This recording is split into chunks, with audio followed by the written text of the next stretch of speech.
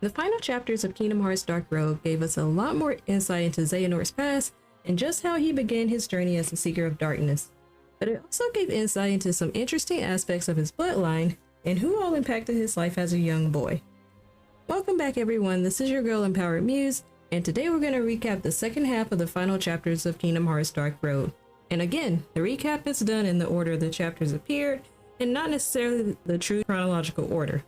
But let's get right into it. As Chapter 7, Reason for Disappearance began, we see a flash forward of 65 years from the main events of Dark Road, which is actually 1 year after Xehanort approached the Magic Mirror. In this scene, Xehanort is leading a broken Ventus through the dark corridors and calling his first mentor, the one in the blue robe, teaching him that the one chosen to be a dark vessel can connect their heart to others and feel what they feel, which we'll circle back to a little later. Master Xehanort then arrives at the land of departure to leave Ventus with Master Ericus, much like the scene we saw in Birth by Sleep.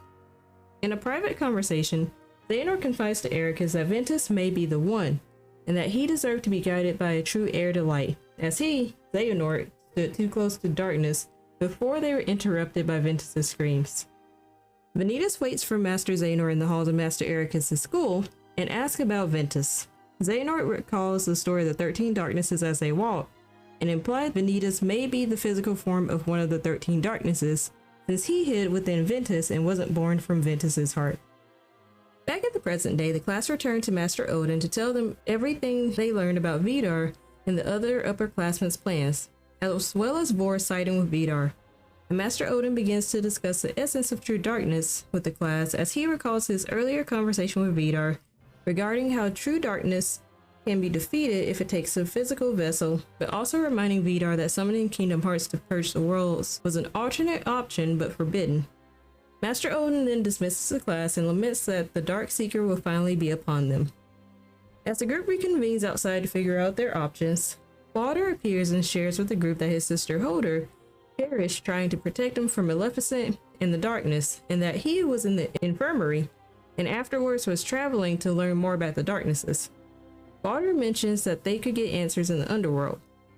After the group arrives at the Colosseum, they meet Hades, who enlists them in a tournament with the bargain that if they win, they can go to the underworld. However, in the underworld, only half the group arrives in Hades' chamber, as Baldur, Erd, and Hermit disappear.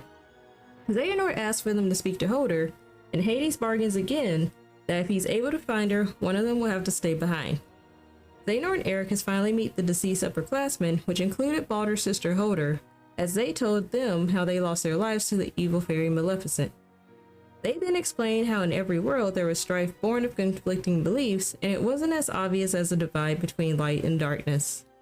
The upperclassmen departed with the final advice that Ericus and Xehanort should follow their own paths, since it was not up to them to judge. Before departing with the rest of the lost upperclassmen, Holder asked Xehanort for a favor.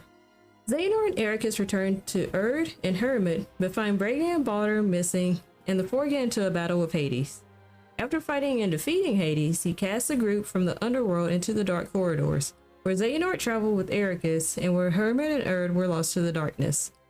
Master Odin finds Xehanort and Ericus collapsed, but alive, and brings them back to Scala at Kylum. In Chapter 8, 7 Lights and 13 Darknesses, it opens with Xehanort and Ericus meeting 2 years after the events of the main story to play their chess game, with Xehanort explaining his dream to live 14 lifetimes, 13 to put his plan into place to rebuild the world, and 1 to live in the new world, with Ericus replying that his dream is to stay true to light in case anyone found themselves lost to the darkness.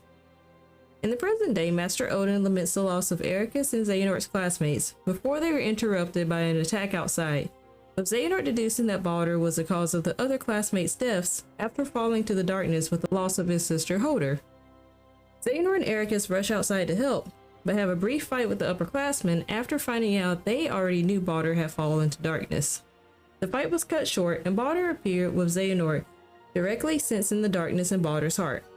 Baldur heads to the tower, with the group following, but not finding him before Baldur finds Vor and attacks her.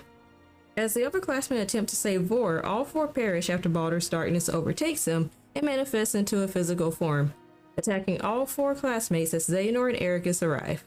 Baldur reveals he was trying to summon Kingdom Hearts by first leading Vidar to collect the 7 lights, but after Vidar refused to follow through, sacrificing 13 lights to darkness in order to purge the world and having it reborn in darkness.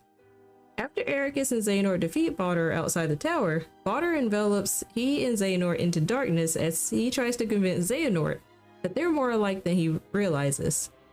Baldur's heart then reappears as her heart was hiding inside Xehanort's heart after they met in the underworld to try to bring Baldur back to light, or at least finish him. Baldur is then stopped by Master Odin and is finally struck down by Xehanort. A flash forward of 1 month later shows Xehanort placing flowers on the graves of everyone lost, including Baldur, shortly before Ericus arrives to do the same thing.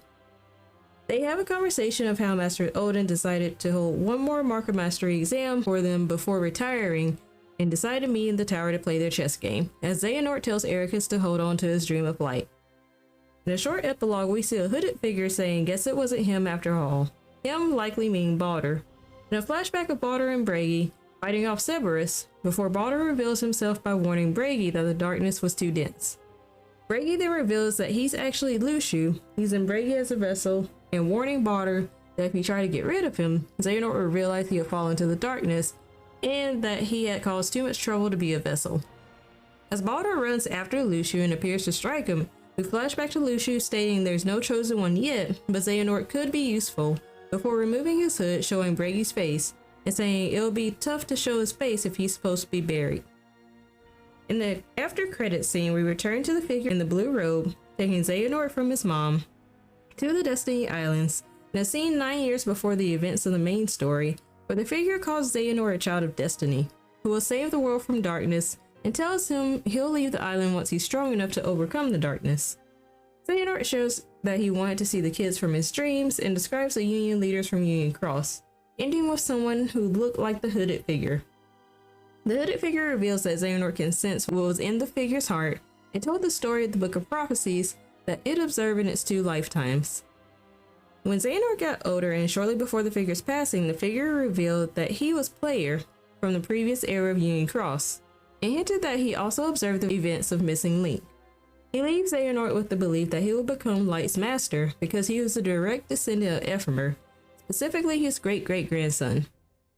And it was this reveal that really set up a lot of lore to be explored in Missing Link that Nomura actually covered in a recent Q&A, specifically on bloodlines and how it affects Keyblade wielders. In fact, my next video, which I will link in the end screen, details a theory that specifically involves a particular power of Ephemer's descendants. But let me know in the comments below, what do y'all think of Dark World's finale? Were you all surprised by these reveals, or did you call some of these reveals before the release? As always, be sure to hit the like button and subscribe to this channel if you enjoyed this video, and if there's anyone who may have questions about what to expect for the upcoming Kingdom Hearts games, be sure to send them this video. Thanks for watching, and I'll catch you next time.